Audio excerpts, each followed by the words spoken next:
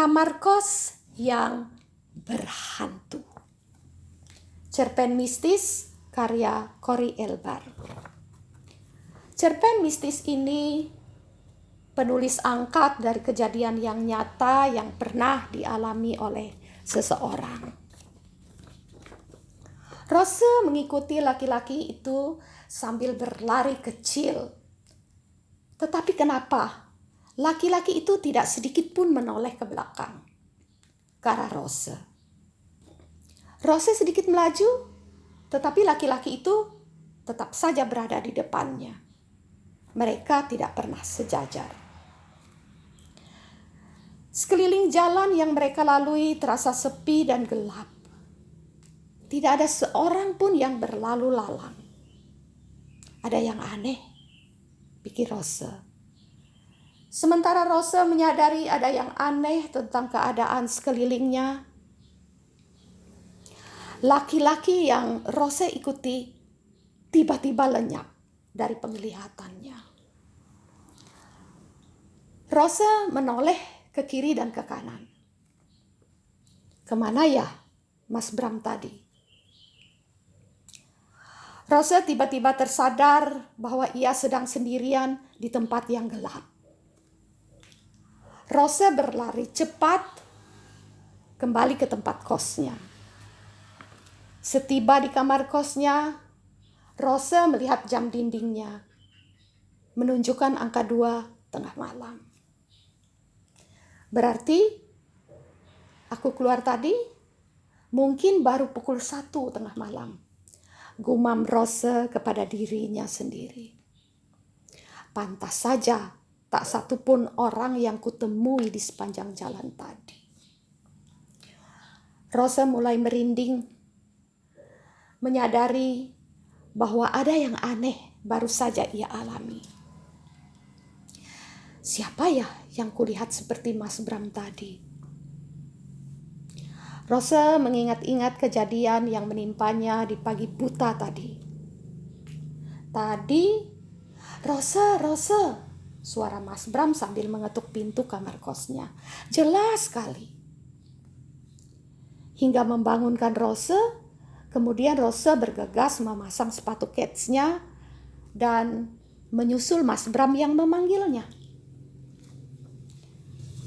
Kemarin Rose dan Mas Bram memang janjian untuk jogging di pagi itu pada pukul 6.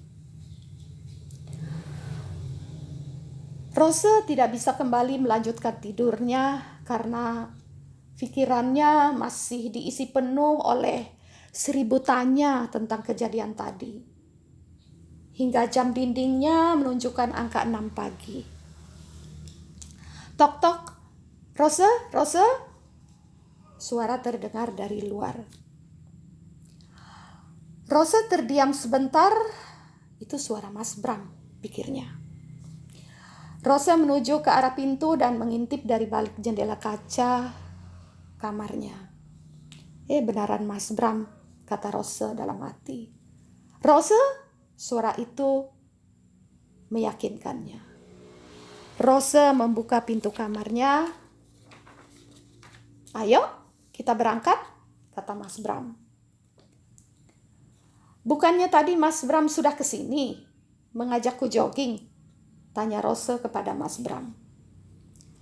Kita kan janjian joggingnya pukul 6 sekarang, tanya Mas Bram sambil menunjukkan jamnya. Berarti laki-laki yang tadi bukan Mas Bram. Kenapa ya? Selama aku pindah ke kos ini, sering terjadi hal-hal yang aneh? Tanya Rose dalam hatinya. Dulu, waktu malam pertama Rose menginap di ruangan kos ini, Rose merasa sangat lelah. Maklum, habis tata-tata barang pindahan. Dia tertidur pulas, belum sempat makan malam, dan belum sempat berdoa malam juga. Di tengah tidurnya, Rose merasakan belayan lembut, halus, menyentuh tubuhnya, bergeser dari ujung kaki sampai ke ujung rambut. Ketika sentuhan itu menjalar hingga ke hidung, Rose membuka matanya. Ai! Rambut cemara berdiri tegak. Panjangnya sekitar 1,5 meter. Dan ujung rambut cemara itu menyentuh hidungnya.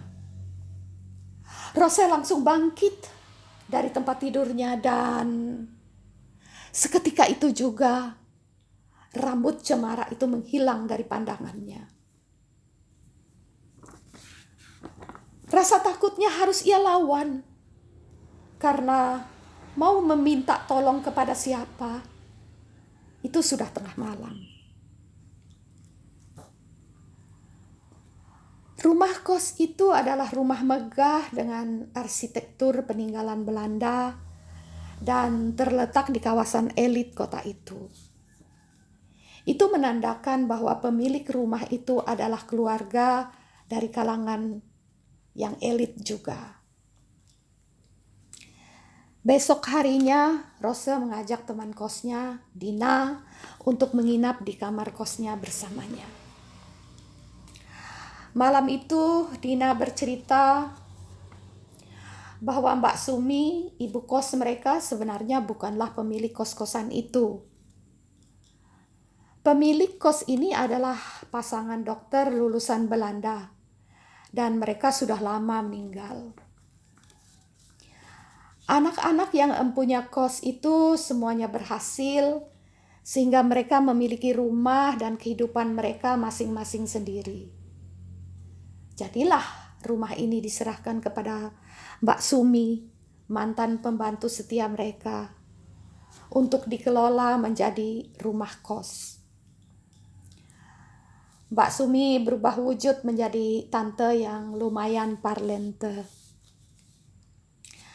Sayangnya, Mbak Sumi rupanya seorang dukun hunter. Senang pergi ke dukun. Dukun manapun sampai ke pelosok-pelosok pasti dikunjunginya untuk meminta petunjuk atau berritual ria.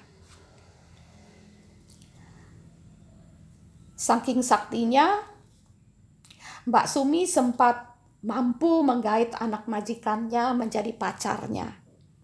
Bayangkan, anak majikannya, pemilik kos ini, yang seorang dokter juga, ganteng loh. Mas Bowo namanya.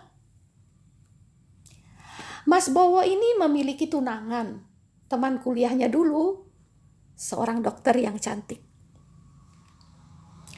Pada saat mereka mau menikah, Mas Bowo melarikan diri dan sembunyi di rumah Mbak Sumi.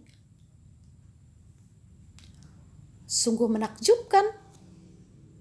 Mbak Sumi yang mungkin tidak pernah mengecap dunia pendidikan dan wajahnya yang jauh dari dikatakan cantik. Bahkan dari wajah yang pas-pasan pun jauh. Dengan giginya yang maju ke depan, sanggup mengalahkan dokter yang cantik. Tanya Rose untuk meminta klarifikasi kepada Dina. True story. Kisah nyata Rose, kata Dina menegaskan.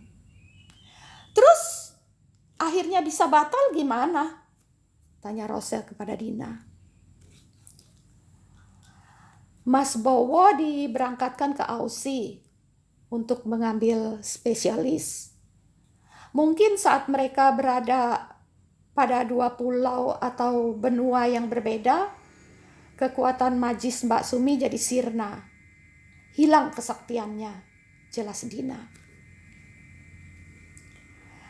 Ketika mereka sedang asik-asik membicarakan Mbak Sumi, tiba-tiba, prong! Prang! Suara dari balik tembok. Seperti suara orang melempar genteng, dan genteng itu jatuh dan perang pecah. Rose dan Dina ketakutan dan terdiam sejenak. Kemudian mereka melanjutkan pembicaraan mereka sambil berbisik karena itu sudah larut malam. Tidak ada anak kos yang betah di kamar ini. Sebentar pasti pindah.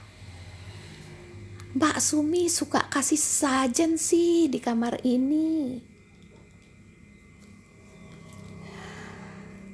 Besok paginya, Rose dan Dina mengecek arah suara genteng yang jatuh tadi malam itu. Aneh, tidak ada bekas pecahan genteng sedikit pun di situ. Apa yang kalian cari? Tanya Mbak Sumi mengagetkan mereka dengan wajahnya yang nampak sangar. Kenapa kalian tidak tidur tadi malam? Lanjutnya. Rose dan Dina saling lihat-lihatan. Kok Mbak Sumi tahu ya kalau mereka tidak tidur